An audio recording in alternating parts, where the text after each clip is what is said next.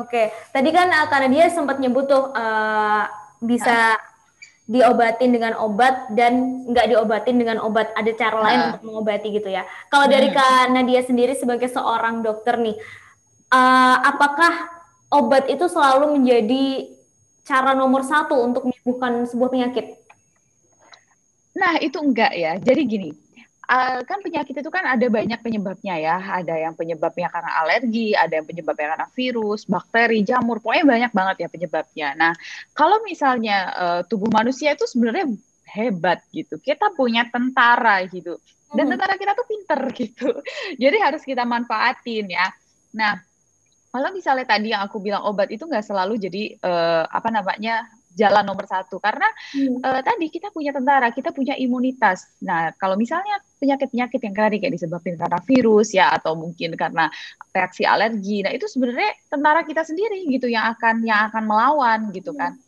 Jadi kalau misalnya obat itu untuk di penyebab tadi karena virus atau alergi itu sebenarnya hanya untuk meredakan simptomnya aja gitu, hanya untuk Hmm. meredakan gejalanya aja. Tapi yang melawan penyakitnya ya tubuh kita sendiri gitu. Makanya tadi yang aku cerita sebenarnya bisa diobatin dari rumah kayak apa? Kayak misalnya dia dengan kasih kompres, dengan kasih minuman yang hangat-hangat. Kita juga punya rempah-rempah ya, kita punya jahe dan lain-lain. Itu sebenarnya bisa jadi apa ya obat alami gitu untuk Hmm. menghangatkan tubuh gitu kan kayak gitu.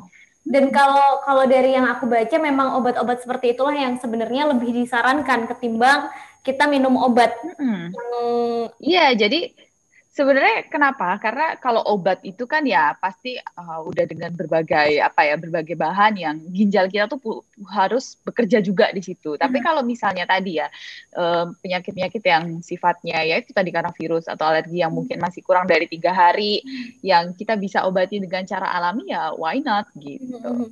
Oke, berarti Hmm. kalau untuk penyakit-penyakit yang istilahnya belum terlalu parah ya, Dok, itu lebih baik Mm-mm. untuk tidak lebih Buru-buru baik untuk mengobatinya dengan cara alami, gitu cara kan? alami.